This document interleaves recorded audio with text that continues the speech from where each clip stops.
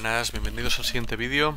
Hoy vamos a tratar el último punto de la unidad. Es importante porque ya os lo explicaré con más detalle luego, pero la entrega del día 18 no va a consistir en un vídeo, sino en una realización de actividades de repaso que os daré en el presente vídeo. Entonces, para la entrega de este punto sobre el futuro de la población mundial, tendrá unos esquemas y actividades, y la del día 18, que será la próxima, tendrá unas actividades de repaso aparte, ¿de acuerdo?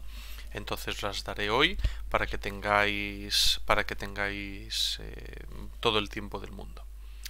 Bueno, hoy vamos a hablar sobre todo de proyecciones, es decir, nosotros hemos visto los principales conceptos, ¿no?, sobre demografía, que son pues natalidad, mortalidad, crecimiento, migraciones y cómo son sus dinámicas a lo largo y ancho del mundo, ¿vale? En la actualidad sobre todo, e incluso hemos hecho algunas referencias históricas, como por ejemplo con los regímenes demográficos. Pero hoy hablaremos de proyecciones, es decir, qué va a pasar demográficamente en un futuro. Es bastante difícil de predecir, por supuesto. Va a haber ciertos eventos o tendencias que van a ir cambiando, con lo cual, cuanto más hacia el futuro vayamos, menor será la precisión de estas proyecciones. Pero por supuesto están basadas en unos criterios científicos y en teoría, en mayor o menor medida, se van a cumplir. Comencemos. Vamos a hablar dentro de esas proyecciones tanto de la población mundial como de la fertilidad mundial, es decir, del número de hijos que hay que existen por mujer, ¿de acuerdo? Entonces, primero, la población mundial lo que va a hacer va a tender inevitablemente a crecer.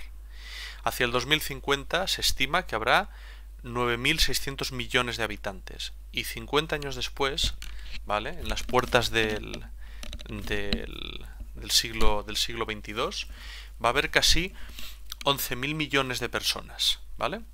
Significa que va a haber un aumento de la población brutal. Esta es una línea que representa un poco cómo va a ir aumentando todo ese número de habitantes. Como veis, es una curva que va a ir aplanándose poco a poco, pero que va a seguir en aumento, sobre todo por algunos continentes que veremos ahora. ¿Dónde se va a producir ese aumento demográfico? Pues no va a ser en Europa, ¿de acuerdo? Nuestras tasas de natalidad son muy bajas, las restricciones a las migraciones son muy fuertes, con lo cual no vamos a tender a crecer, o si tendemos a crecer en Europa será muy poquito. La población va a aumentar en sobre todo tres zonas, ¿vale? Primero, Asia Oriental, todo lo que sería India, China, Pakistán, Indonesia, entre otros países, sudeste asiático y el este de Asia. Algunos países como China no van a crecer tanto, sobre todo debido a las políticas muy fuertes de control de la natalidad que han puesto tradicionalmente. La más famosa es la política del hijo único, ¿no? Entonces, gracias a eso, pues no van a crecer demasiado. Pero otros países que no tienen ningún tipo de control de natalidad, como India, Pakistán, Indonesia, van a seguir creciendo.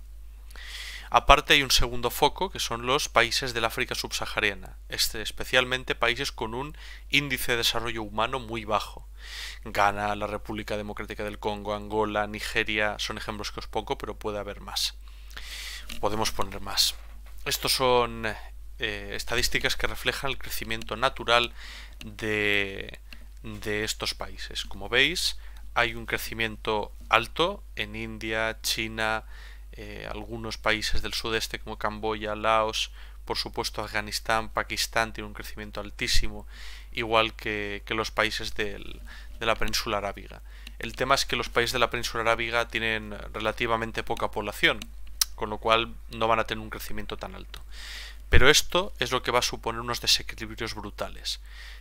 Todo este mancha gigante que veis en rojo es donde se va a producir la mayor parte del crecimiento natural. En toda esta zona de África subsahariana se combina un crecimiento natural muy elevado, ¿de acuerdo?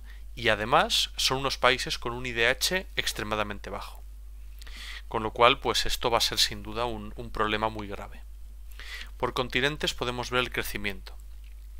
Este gran franja roja que vemos aquí es Asia. Sobre todo es tan grande porque ya en la actualidad tiene muchos habitantes en proporción a la población mundial. Pensad que en China y la India son unos 1.300 millones de habitantes cada uno, ¿vale? China tiene 1.300 millones. España, por poneros un ejemplo, tiene 48. Fijaros la gran diferencia que hay. Europa, por ejemplo, es esta pequeña franja de aquí comparada con la asiática. África, que en el 2005 no tenía tanta población, fijaros cómo va a aumentar hacia el 2050. El aumento será muy elevado, ¿de acuerdo? Muy elevado. También de forma un poco más limitada, algunos países americanos van a tener un crecimiento también, como digo, más limitado. Estados Unidos, Paraguay, Perú, México, todos estos países americanos también tienen unas tasas de crecimiento algo más altas. Lo podemos ver aquí, ¿vale? Estados Unidos debería estar incluido porque tiene también un crecimiento un poco más alto que de la media, ¿de acuerdo? Por otro tipo de razones. Muy bien, la fertilidad mundial pues va a ir un poco a la misma tendencia del crecimiento, como es lógico. Aunque la fertilidad está tendiendo a decrecer, por esto vemos el aplastamiento de la curva es más pronunciada aquí que aquí, porque la fertilidad tiende a ser menor, ¿vale? El número de hijos por mujer tiende a decrecer.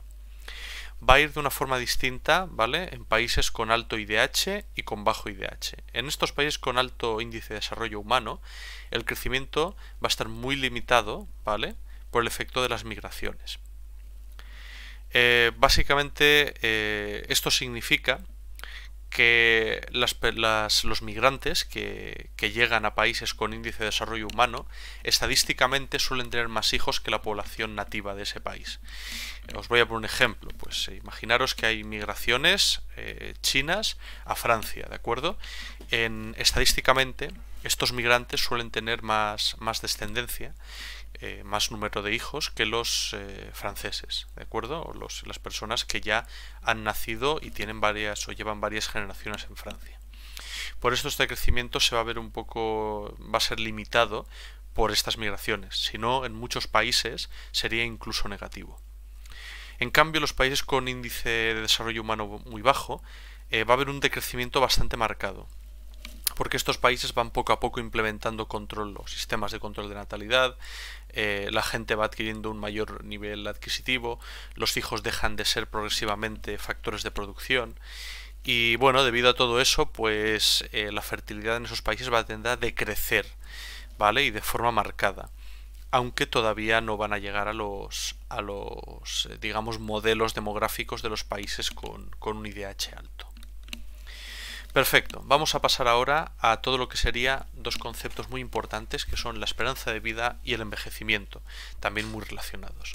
La esperanza de vida, como sabemos, es la edad media que los habitantes de un país llegan a vivir, ¿vale? Una esperanza de vida muy alta sería 85 años, por ejemplo, ¿vale?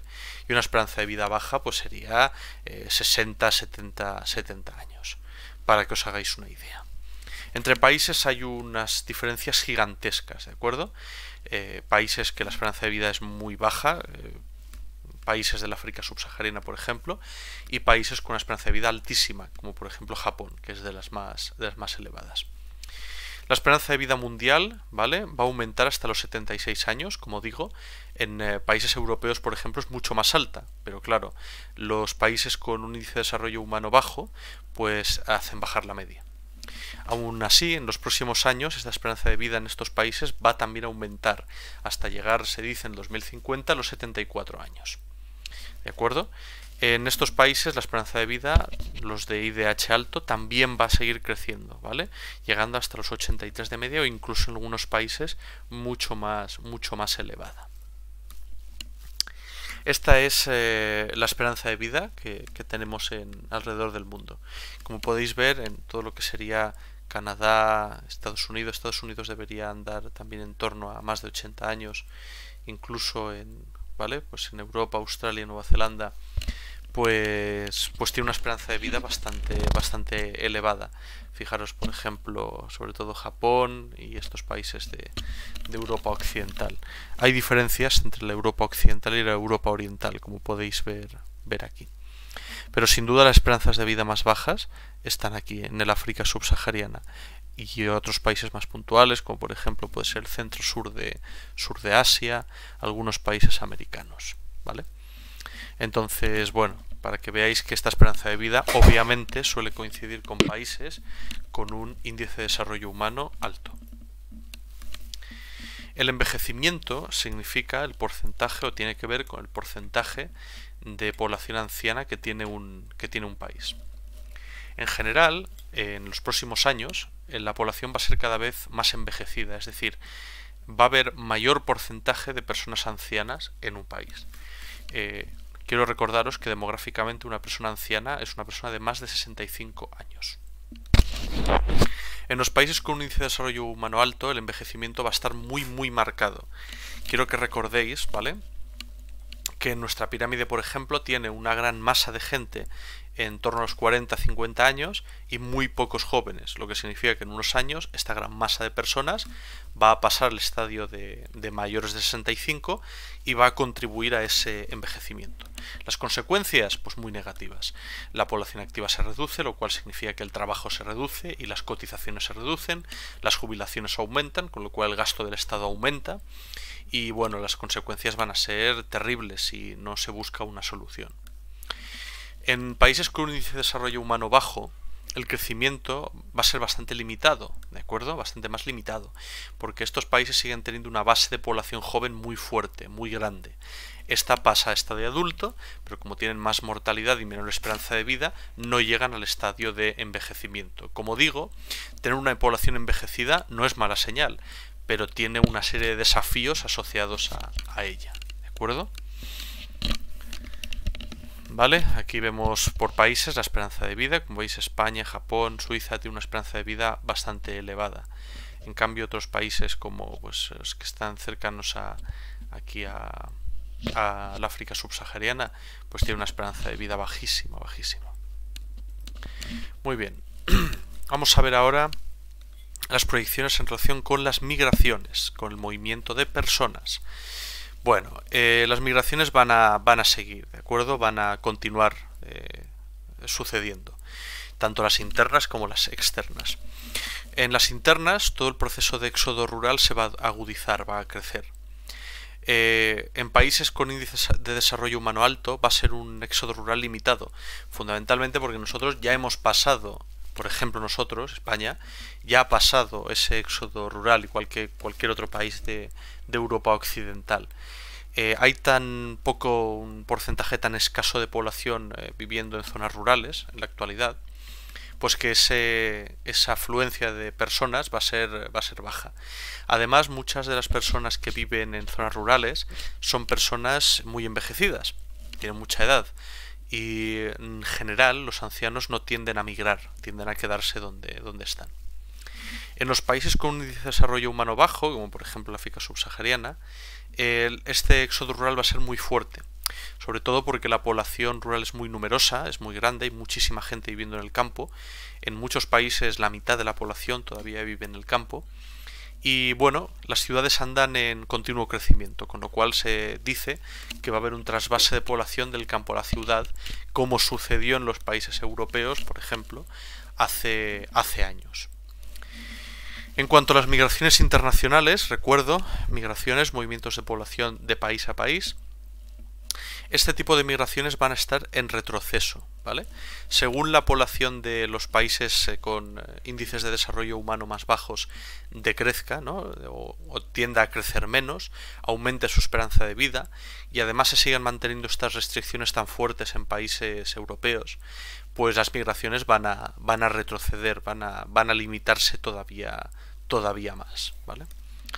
Bueno, simplemente pequeño mapa para recordaros un poco de dónde a dónde son estas migraciones. En verde tenemos las áreas de destino, ¿vale? Sobre todo son las migraciones de tipo sur-norte, ¿vale?, y sur-sur, las más típicas, como vemos aquí.